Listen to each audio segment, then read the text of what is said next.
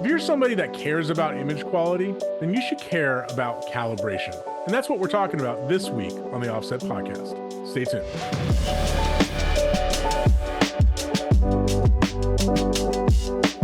This podcast is sponsored by Flanders Scientific, leaders in color-accurate display solutions for professional video. Whether you're a colorist, an editor, a DIT, or a broadcast engineer, Flanders Scientific has a professional display solution to meet your needs. Learn more at flandersscientific.com. Welcome back to another episode of the Offset Podcast. I'm Robbie Carmen, and with me, as always, is my partner in crime, Joey Deanna. Hey, Joey, how are you, man? Hey. And Joey, this week, let's talk a little bit about calibration. And actually, we got several inquiries on our submission form on the offsetpodcast.com where people are like, hey, could you talk a little bit more about calibration? And I was like, yeah, sure. I love to talk about calibration. And to me, calibration, we could probably do 5, 6, 7 episodes on it because there are a lot of parts to the calibration process that are nuanced, have a lot of detail. But as we do on these kind of big concept episodes, our goal is to kind of just break it down into a better understanding of the process and the tools and the vocab. But by no means is this, this next 45 minutes to an hour a definitive guide to monitor calibration. And I just don't want anybody to get the wrong idea. We are not you and I are not professional calibrators. We recalibrate because it's of interest to us, and partially out of necessity as professional colorists. But I just want to be clear with everybody. There are probably some things that we'll probably say in this episode that could be a little more explanatory, maybe have some nuance to them. Don't yell at us. We're just trying to give people kind of the big. That's what the comments are for. Exactly, the big picture here. And if you do have something specific that is in regards to calibration, feel free to add it into the comments on YouTube, or always you can email us by heading over to theoffsetpodcast.com. So, with that said, Joey, let's talk about monitor calibration. And the first thing I always say in this conversation is proper calibration and monitor setup equals the truth, right? Yes. Our goal as professional image makers, if you will, is that every time I lay my set eyeballs on a monitor, I want to be able to go, that is reality. That is the truth, right? And without that, like, what am I really doing here, right? I'm just sort of guessing at something that is, faking the truth at that point.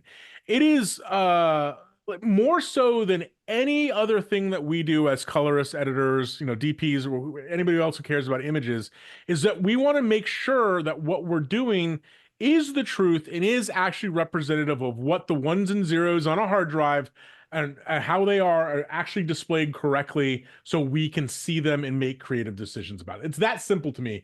Calibration equals truth. Do you think about it in other ways, or is that kind of sum it up?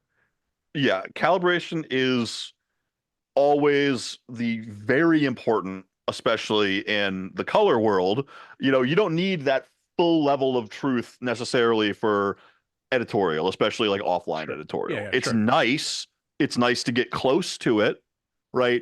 But when we're talking about the last final finishing stages of a project and it needs to look its best, be output and encoded in a way that is completely representative of an accurate description of the creative vision of the project. Now, this has always been exceedingly important. These days, now that there's so many different monitor technologies out in the world, and there's so many different types and formats of both SDR and HDR delivery, it is so much more important now than it's ever been in the past. You used to be able to go pretty much anywhere in the world to a post-production facility, and chances are you'd be looking at a Sony CRT that was one of 2 or 3 models sitting on a table, and you could be relatively assured that within a slight amount of variance, what you saw at one place was kind of what you saw at the other place. Now, of course, that's not always true. People could set these things up properly, but at least we were with similar technologies, driving the picture, if you will. And I think that's your point, is that now we have LCD, OLED, SDR, HDR, Rec 2020, Rec 709, whatever it is. there's more variables at play that impact image accuracy now than at any other point prior in this industry. Yeah. So if we want to do the right thing for our clients, Yeah. we need to be really, really sure that what we're looking at and what we're evaluating is accurate to the standard in which we are delivering. Yep. So I think let's start out this conversation now that we've kind of, said why we want to do it. I think my first exposure to kind of the general idea of calibration was probably, if I'm guessing, was probably similar to yours. And that was a big Sony BVM CRT sitting in a room somewhere, and an engineer at the facility that you were working at came in and said, "Get out of the way." And what did they do? They brought up some color bars, right? And with these knobs in the front of the display, right? I'm talking about the brightness, phase, contrast. They would use a set of color bars to, air quotes here, calibrate the monitor, right? We now know, of course, these days that's not really calibration. That's kind of like baseline setup. But that was kind of my first exposure to understanding kind of like, oh, okay, well, we want this white plooge pattern to be kind of this white because that represents my peak luminance output, right? Or we want these colors not to bleed into each other because when they do, we have hue shift and so on and so forth. Did you have a similar experience? Yeah, and it's interesting because what we know of as SMPTE color bars are actually a very, very smart, well-developed test pattern specifically for this purpose. And the guys that invented SMPTE bars won an Emmy for it. Yeah. Very justifiably so. Now, like you said, this was during the time of CRTs. So most of the technology was the same. You had an electron beam exciting phosphors that lit up as a color, right? Those phosphors were generally chemically the same across all of the professional world. That's why you had SMPTE phosphors, whether you were in a Sony monitor, an Ikegami monitor, a Panasonic monitor, they all used SMPTE compliant phosphors. So red was red, green was green, blue was blue, but you had to do what you just said, set up the monitor. And as I love to dive into an old man screaming at kids to get off their lawn, there's a couple interesting things I just want to mention about how that worked with color bars. You had 3 black bars or near black bars on the bottom right.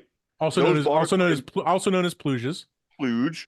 Yeah. Those bars were designed so one was below black, one was pure black, one was slightly above black. So you would adjust the black level of the monitor, crank it all the way up until you saw all 3, back it down until the first one went away.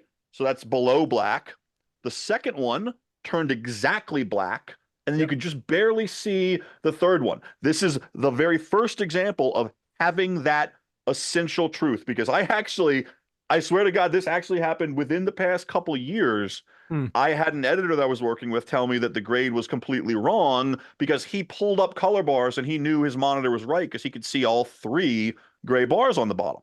Well, obviously his monitor was set up completely wrong. So what he was looking at was not the truth, and what I was looking at was the truth. Right.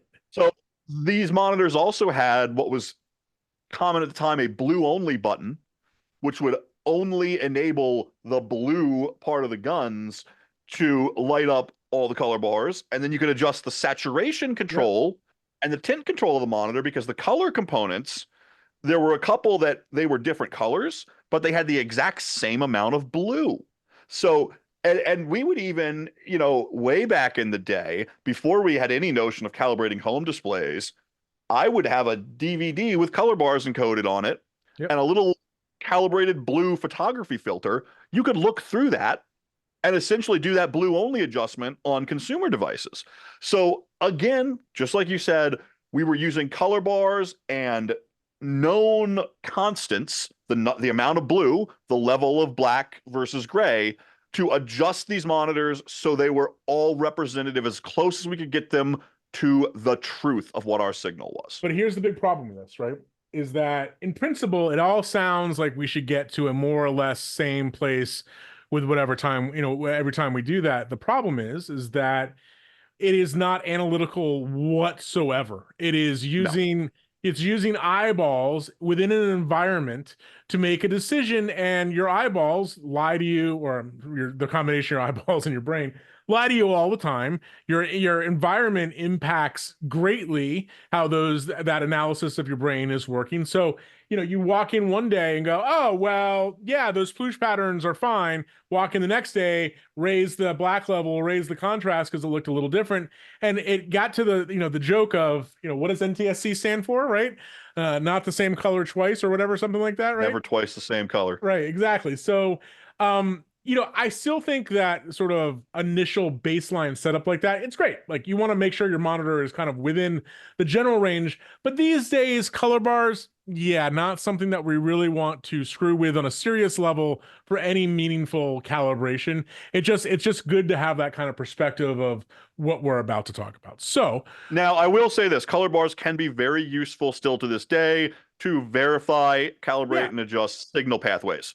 I agree. Full versus data range levels, totally. 2020 versus 709. But they're never going to show where you the bars go matters for making sure your SDI pathways are correct. What they're never going to show you is the cyan in this sky. Is that the cyan that it's supposed to be, right? It's never going to show you that. So, okay.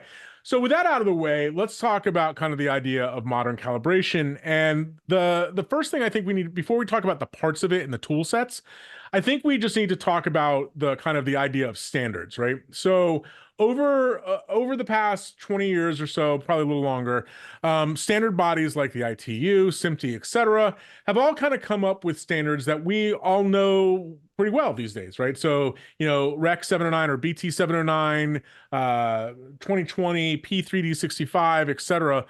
One of, if not the most important calibration goal is making sure that your display adheres to whatever that particular standard is for a lot of different metrics. Light output, how intense, how bright the monitor is, the gamut it's hitting in terms of primaries and secondaries in that monitor. And then also just how much does it deviate on any given color from what a reference standard is for that particular color. I mentioned the sky blue, could be skin tone, it could be whatever, right? So every time that we're calibrating, we're trying to calibrate to a reference standard, and whatever that standard that you decide to use is your choice, like, again, 709, 2020, P3, whatever, but we're trying to hit that standard. And everything that we do in calibration is based on how close can we get there. And that's a really important thing to say right off the top. You will never, Robbie Carmen, get to a place where you have a perfect display. The perfect display does not exist. Let me say that again. The perfect display does not exist. And at a certain point, as you go down this path and getting more in calibration, I'm saying this as a reminder for myself. Sometimes all you're doing is just creating slightly prettier graphs with zero impact on actual use. And you just got to kind of keep that in mind, that this can be a marathon chase if you're trying to chase perfection, because it doesn't exist, right? So I just had to get that out. Yeah, and it's important to know these standards, the reason why we call it reference, right, is because the standards basically explicitly define what input values at the signal side come out of the display as wavelengths and intensity of light. So we're connecting the virtual world to the actual physical world of light. It's documented what it should be. The goal of the calibration is to get the actual reality of our system as close to that standard as possible. Yeah, and we'll see this. We'll dive into this in a little bit, but just so you know, that standardization that you're talking about there's values to it, right? X, Y, Y coordinates, right? Where small x and small y are chromaticity coordinates, and where big Y is our intensity, our luma, right? How bright something is coming off the display. So you know that if you just went to whatever, a specific yellow, that specific yellow should have this XYY value to it, and be able to replicate that. Or in RGB terms, you see that as a RGB triplet. But the idea is that is a known quantity, and if we deviate from there, we have some deviation, and with the goal of just trying to get that deviation as low as possible. All right. Now that we've gotten that out of the way, let's talk about the parts of a calibration system. And I should be clear. These days, we are primarily talking about the concept of closed loop calibration, right? Closed loop calibration meaning that all of the various parts are talking to one another, right? The meter that you're using is talking to the pattern generator, and the pattern generator and the meter are talking to your calibration software. This is different than open loop calibration, where you might take a reading of something on the display and then manually advance to another slide, take another reading, et cetera, and so forth. These days, pretty much every calibration, every setup that you're going to do is going to be a closed loop setup where everything is talking to each other. And probably the most important piece of that closed loop setup is going to be the meter, or what some people call the probe. I don't like to use the word probe because it reminds me of alien abductions or something. So I tend to use meter. And these fall into two general categories, and that is a colorimeter and a spectroradiometer, right? And I just like to say spectroradiometer really fast because it makes me sound super smart. But these are two common meters that are used, but kind of operate differently, and they serve sort of different purposes, and they're pretty easy to understand. Yeah.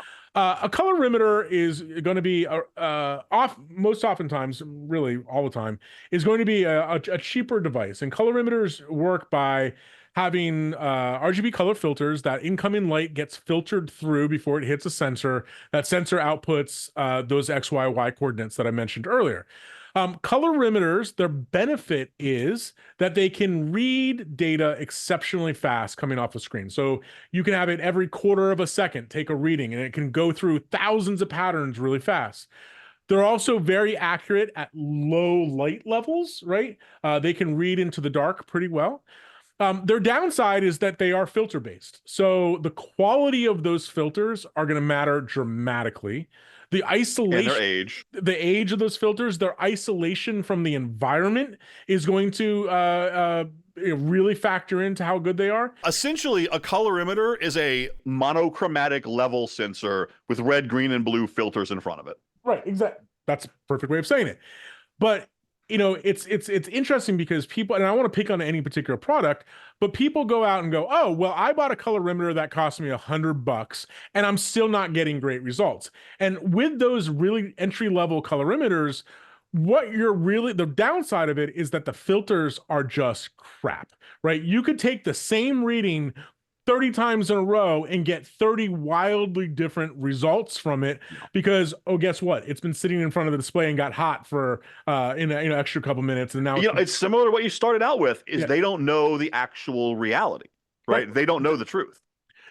Let me get back to that in 1 second, right? So colorimeters use filtered arrays to kind of get their data. Their benefits for going fast, reading in the dark, but their accuracy can suffer, as Joey just mentioned. So the other type of meter is a spectroradiometer, or a spectro for short.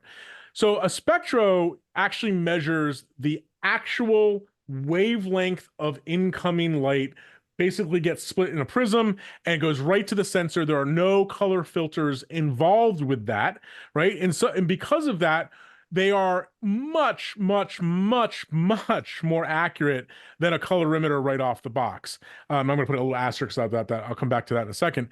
But a good spectro can read specific wavelengths very accurately. And a spectro is great for accuracy, but it's terrible for speed. A spectro will take a very long time to read something, and it's really, really bad the more dark something gets. Low lights has no chance of reading low lights accurately, and it will take a long time. So we have a colorimeter that's good. It's super fast and low light, but it kind of sucks for color accuracy. And then we have a spectro that's really, really, really accurate, but is terrible for speed. How do we kind of combine the two? Well, in this case, in most calibration workflows, people use spectroradiometers or spectros to create an initial profile of a monitor by using red, green, and blue, RGB and white patterns. So those 4 patterns: red, green, blue, and white. They measure those with the spectro. They measure those with the colorimeter. And whatever the difference between the reference image, the spectro, and the colorimeter, that creates what's called an offset matrix. And that offset matrix can get loaded onto the colorimeter. So the colorimeter essentially sees like the Spectro does, but now can do so much faster and into much darker light. So in most professional calibration workflows, you're going to see calibrators with 2 meters. You're going to see them with a Spectro, and you're going to see them with a colorimeter. They'll use the Spectro to profile the colorimeter so it's more accurate, and then they might use the Spectro as a final QC step after the calibration's done, just to get a quick, accurate view of what the monitor is doing, right? One more thing about this. Not all Spectros are created equal, either, right? And this is kind of an interesting thing. If you start looking into Spectros, you'll see that they can get really expensive really quick, like 13, 15, 20 grand, 40 grand, etc., right? One of the major differences with when you're looking at spectroradiometers is the resolution of the wavelength that it can differentiate. The resolution is noted in nanometers, right? So a 10 nanometer spectro is not as spectrally narrow as say a 2 nanometer spectro. And why that's important is because as we've got 2 meter spectra wouldn't be very good. a 2 meter one probably wouldn't be very good, no. 2 nanometers. Why this is important is because as displays like OLEDs and QD-OLEDs and all that kind of stuff have gotten more popular, their light output, if you look at it as on a spectral power distribution graph, they actually are very spiky in certain places. You might get the blue channel, being very pointy and spiky, or the red channel, whatever. The higher resolution Spectro lets you kind of zoom in on that spikiness and get more levels of gradation of accuracy when you're using the higher resolution Spectro. So to sum that up, colorimeter's fast, good and dark. Spectro's more expensive but slow. Use the two together so you can get your fast colorimeter to be just as accurate as your Spectro. Yeah, you calibrate the colorimeter with the Spectro, and that's how you can kind of even use.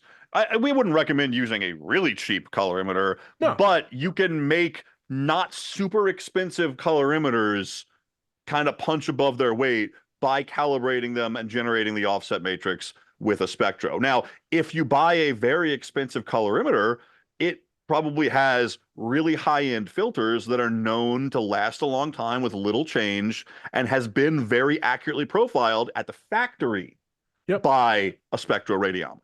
Yeah, and those offsets that I mentioned, just to be clear, and we'll talk about calibration software in a second, but every calibration software tool out there will let you load via software, will let you load a matrix, right? Will let you say, okay, today I am using a QD OLED, so I'm going to load that matrix in software. Some colorimeters actually have memory on the meter itself to where you can store that matrix on the meter instead of having to use software and then switch between whatever one you're using.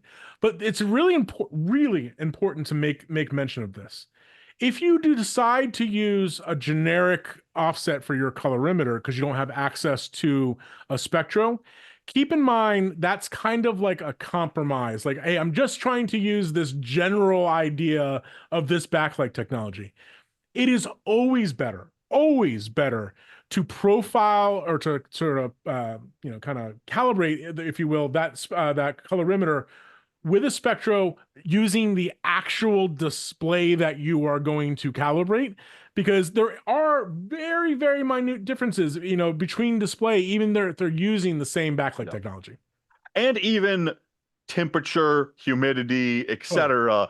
All very, very, very minor factors, but still factors. Yeah, so one of the cool things that if you don't want to spend thousands and thousands of dollars, you could get a mid-level colorimeter, like say a $500 or $700 colorimeter. That's pretty good, but not awesome filters. Rent a Spectro, borrow a Spectro, profile it for that, use it for that particular case, and then save that matrix to load it in software or to load it on the meter directly. And then you have a display-specific offset that you can load on your colorimeter at any time that helps it be much more accurate. Right. So it's a pretty cool way of working. So that's meters, and how the two types and kind of how they work. We explained sort of the dangers of those cheaper colorimeters. In general, they're not very stable, but they're going to be better if you can use a proper offset matrix for them to be more display accurate for the backlight technology that you're using, and better yet, for the specific display you're using. So the other piece of hardware that we have in that equation, and so after we have meters, is a pattern generator, right? Pattern generator, as its name implies, produces patterns. Patterns of what? Well, they can produce different patterns of a lot of different things, but in a calibration workflow, what they're doing is they're outputting very specific RGB triplet values for specific colors, right? So if you decide to go some peachy color, I don't know what the values are off the top of my head, but let's just say you have something that is, in 8-bit, it's 222, 238, and 211. Who knows what that color is, but let's just say that it is. Well, that's what the pattern generator is outputting. That specific value of that specific color in that specific with that specific accuracy that's outputting. Pattern generators can output different RGB triplet values. They can output different bit depths. They can also output different resolutions. The general idea is that you want your pattern generator to be set up to where it's outputting to how you are displaying. So if you have a UHD display, have it output UHD. If you have a 10-bit display, you're having it output 10-bit, etc. Pattern generators can come in a couple different forms. They can come in small little handheld devices that you connect via HDMI or SDI. But we can also use software pattern generators. Guess what?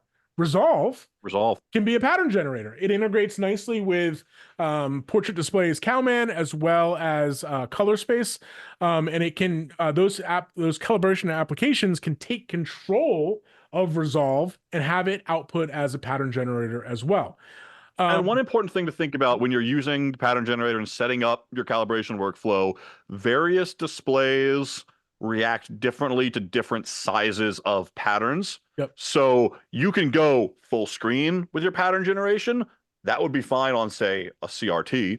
But most LCDs, modern OLEDs, etc., might behave differently with a full frame of color versus a small enough patch to where your meter sees it. So just be very cognizant of the fact that you probably don't want your pattern generator to be outputting a full frame image. You want it to be outputting a small square where you're going to be probing with your colorimeter. Yeah, and the technical term for that is loading behavior, right? Where certain displays, and this is more common in OLED type displays, where when you get a larger and larger percentage of screen, the monitor actually can't produce the brightness that it potentially should at that level of brightness. So if you had a full screen red pattern, it's not going to be able to produce that at, say, whatever the nit value is for it. So you have to reduce that so the circuitry doesn't automatically limit it. I have found that, depending on the display, and there's all these calibration softwares are going to have different guides for this kind of thing. Somewhere between 5 and about 15%, 20% is a good size for that kind of windowed pattern. But definitely check with your calibration software, because you also don't want a lot of heat buildup during the calibration process as well. And there's other parts of that too with the pattern generator. Like you might, instead of doing sequential patterns, you might insert a gray field every once in a while to kind of break up, the display in terms of, burn-in and other things of that nature as well. So the pattern generator is producing these values that the meter is reading. Where does that data go to after a pattern is read on the display? What happens to it? Well, that's where it goes to calibration software. And calibration software's goal is a couple things. Number one, it's to basically be a database or a recorder for all the values that it's reading off a particular display. It knows what the reference that you're trying to hit is, right?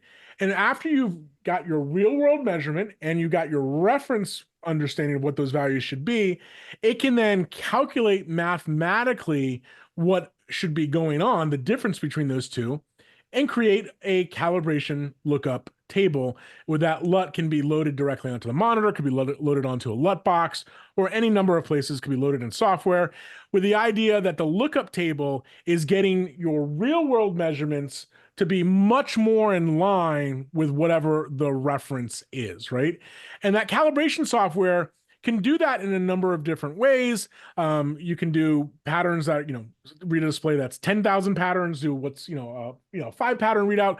There are a lot of different use case scenarios, but that's essentially what the calibration software does, is records those readings and then calculates the difference between that and standard, and then creates a lookup table of some sort to load onto your monitor. Yeah, and this is why calibration in our world is so important, because you might just say, hey, well, why don't I kind of like eye match the monitor, or even with like the old days color bars, kind of adjust the monitor to where it's right with these kind of overall controls, or even more targeted, like, oh, adjust the red gain, the blue gain, the green gain, kind of dial it in, right? Well, those are all basically one-dimensional adjustments, right? When you're doing this kind of modern calibration, we're doing it what's called volumetrically. It actually has a 3D volume to how these values are displayed. Those dimensions are your X and Y color coordinates and your brightness, because the monitor might behave differently for a particular color at certain brightnesses than it Totally. does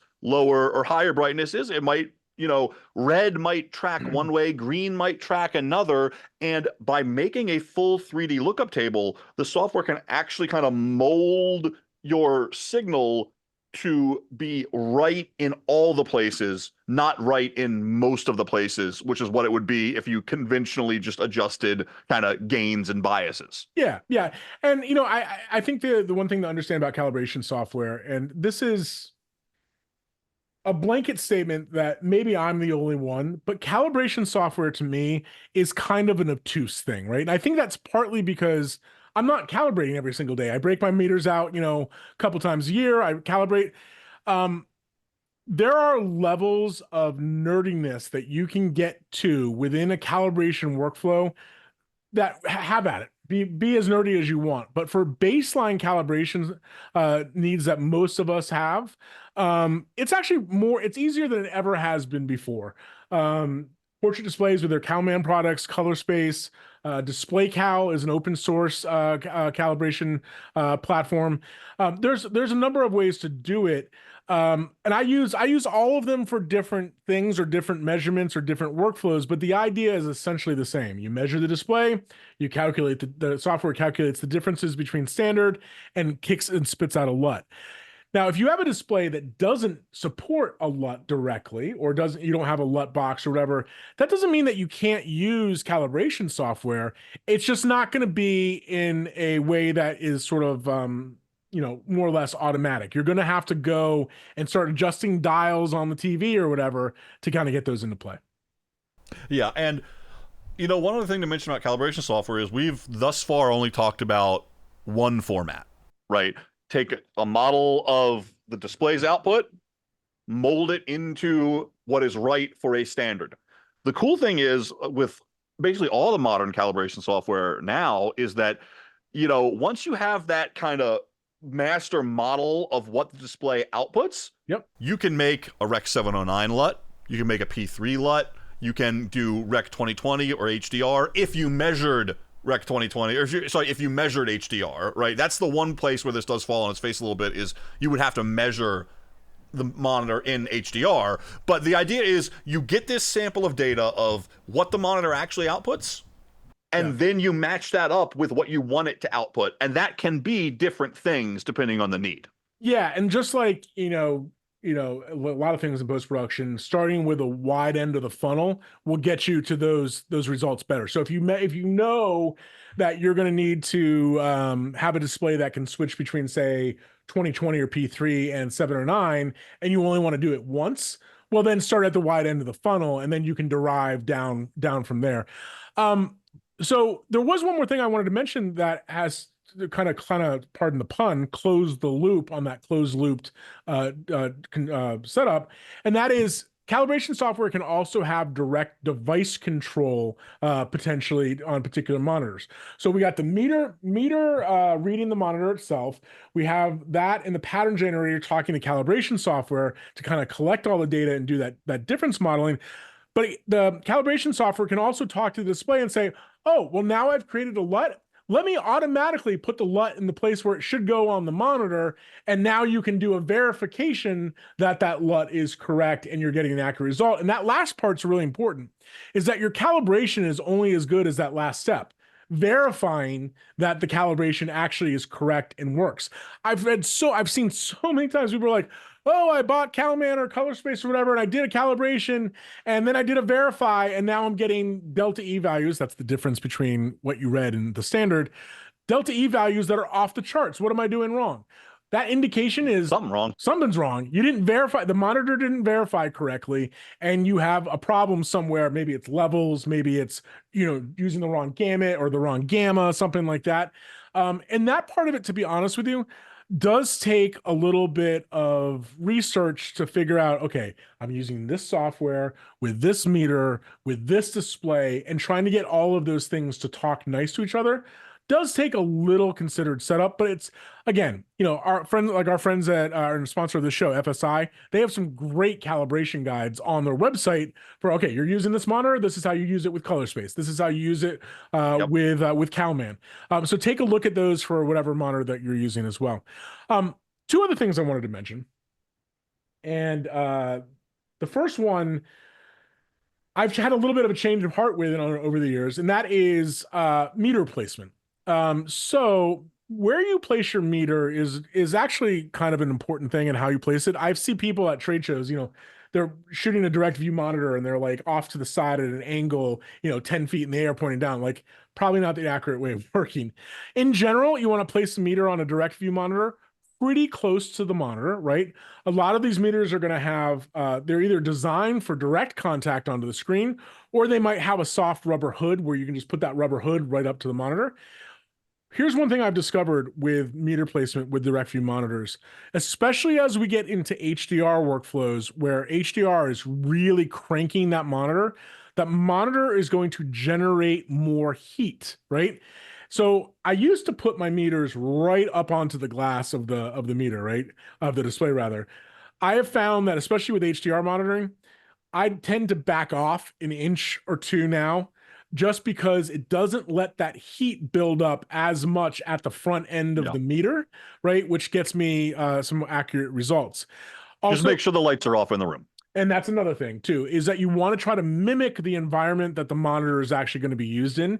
So don't do your display, if you're in a black box, kind of color suite, don't do your calibration with all the lights on in the room. Do it kind of mimicking how that display is going to be set up in the real world.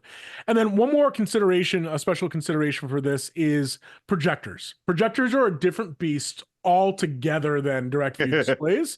Most of the, I shouldn't say certain, but most of the higher end colorimeters and spectros are going to also be available with spotting optics, where they'll actually have a viewfinder of some sort that you can use to look at and line up the display. Because on a projector, you're not walking right up to the screen and measuring it from a foot away, right? You might be 10 or 15 feet away and you need to measure that and get that lined up. So if you are doing a lot of projectors as well, look at meters that have spotting optics in them. They're going to add the price of the meter, but they're definitely worth it to have in that situation. Now, I want to talk about one thing that I don't think gets mentioned enough when you talk about calibration, and that is what calibration can't do. Because there's a lot of times you run into a situation where somebody says, okay, my monitor's calibrated. I know I'm right, but they're wrong because the calibration can't fix everything. It is not a solve all. If a monitor cannot display a color that the standard asks for, you can never calibrate that away, right? Biggest example of this, WOLEDs. As that white pixel turns on in HDR, the color volume starts to collapse, and there are colors that they cannot display. They just will not do it. They cannot output that wavelength of light at that intensity. There is no amount of calibration that will ever make that go away. And it's important to just be cognizant of that, because you don't want to kind of have the expectation that, yes, good calibration is very, very important, but it will not be a solve all for every display issue. An even simpler observation like that is, there are not many display technologies that can hit 100% of, say, Rec 2020, right? Like laser projector comes to mind as something that can do it, but you might have a display that can do, I don't know, just picking a number out of a hat. You might have a display that can do 90% of Rec 2020, right? You can't invent extra gamut from your display, right? If the display is only capable of doing red, green, and blue out to this amount, you're not going to get extra by calibrating it, right? So generally speaking... Yeah, an important thing just to remember is that calibration is essentially subtractive, right? You start with the wide native gamut of the display, and now we're shaping that into the standard. Yeah, and that's why actually I'm glad that you brought this up because that it's another reason we were talking about color bars at the start of this conversation, but it's a vital reason to understand that prior to calibration, there's certain things that you really want to make sure that you do. Warm up time being probably the key, the most key one. Turning on a display, putting actual signal up on the display, and letting it just sit and warm up for 10, 15, 20 minutes. You're going to get much as displays warm up, they produce different results, right? So getting that kind of display sort of baselined, if you will, for its warm up time. Same thing goes, and this is going to sound like a funny one. Same thing actually goes with temperature in a room. Like if your temperature varies greatly in a room, you can actually get really significant different results from time to time. So what I tend to do when I walk into a room, turn the display on, put some signal up, and as I'm unpacking, my gear, let the display warm up. But also equally important, even if you have really good colorimeter and really good spectro, plugging those in and Yeah. letting those warm up and get acclimated to the ambient temperature as well for a number of time is also a really good tip for getting better results. Yeah, you don't need to say, okay, you have to calibrate in this temperature. But however, let's say you had your spectro and your colorimeter sitting in the trunk of your car and it's Yep. 30 degrees outside. Yep. You bring them into a 70-degree room and immediately start taking readings. That's gonna be a problem. Yeah, and same thing goes with humidity and all that kind of stuff, right? We just want some time to acclimate to whatever the environment is that we're actually doing the reading in. With And that, all we're doing there is the same thing that we're doing kind of across the board in this whole process. We're eliminating variables. yeah, that's exactly true. A couple more things here. I think that as we've gotten in as the years have gone by and these tools have become more democratized and more people are thinking about calibration and more people are doing calibration, I think a lot of people realize that it's not difficult, but it is a process, right? And we have seen, I think, in the past 5, 6, 7 years, especially, people like Sony, Flanders, and others in starting to integrate what they refer to as, sort of a general term of this is AutoCal technology, right? Where the idea is that, hey, you know what? Computers, all this other stuff, like we can just kind of do it for you. And so the way that AutoCal capable displays will work is that essentially you just plug your meter directly into the monitor. That's the closed loop. Position the monitor and let it do its thing. For example, I think ISO is the company that has a lot of the monitors with a built-in meter that kind of pops out and comes down, measures the top of the display. Same idea, right? Is that there's auto calibration that can come up. And in my experience, auto calibration used to not be very good and is now pretty rock solid. And I'll be the first one to admit this, Joey. And to my friends at Portrait, my friends at Color Space, I have to say, with the recent crop of Flanders monitors, which I use, the AutoCal, it's It's exceptional. so good. It's exceptional. It's so It good. gets me to the place where it's like, okay, well, I don't have to break out the laptop. I don't have to break out the pattern generator. I don't have to worry about all these cables running ever. Just plug a meter into the monitor and hit go. Now, with that said, it's not perfect for every situation. There might be places where I'm like, well, I'm not really trying to do a calibration. I want to do things like a volumetric analysis of this monitor, or I want to do like I need to test like light output at different stimuli, like whatever. In those cases, yeah, I'm not going to be doing AutoCal, but AutoCal is an option for some monitors out there. And your mileage may vary, but it's gotten a lot better with that kind of thing over the past couple of years. Yeah. All right, and the last thing here, Joey, is there's always help. There are professional calibrators out there who exist in the world, and this is all they do. Now, if you're wondering to yourself, well, I haven't been able to find a calibrator, look in the home theater markets. I know this is hard to believe, but the home theater market, it's a lot bigger than the post-production market. So a lot of people who are professional calibrators, where they're making their money is going to people's houses to do their TVs, their projectors, etc. But oftentimes those people have the tool sets to come and do displays like that we use in post-production as well. The one little thing that you'll find that's sometimes a hassle with the professional calibrators is that used to being doing home theater stuff, they might not be as up on like lookup table workflows as they are on just adjusting the controls on the display itself. So, if you are seeking out a calibrator, just ask them their comfort level with creating lookup tables, because for us in post-production, that's likely going to be the way that the calibration is stored, is in that lookup table. And then also there are plenty of places out there, where you can get training on Calman, you can get training on ColorSpace, their respective websites just being two of them. But also keep in mind that there are places that will rent meters and rent some of this gear too. So if you own a good colorimeter, but you don't want to spend 10 grand on a Spectro, well, chances are you could rent a Spectro for a couple days, use it for, building your offset matrices, and then go from there. So that's always an option as well. So I hope this has helped you kind of get at least some understanding of what calibration is, why we need it, and kind of how you can approach the calibration problem for your own workflow. As always, thanks so much for listening. You can find us on YouTube, Spotify, theoffsetpodcast.com, and anywhere else you listen to podcasts. And, if we missed anything, you want us to dive any deeper into any of these concepts, please just leave us a comment and let us know. So for the Offset Podcast, I'm Joey Deanna. And I'm Robbie Carmen. Thanks for watching.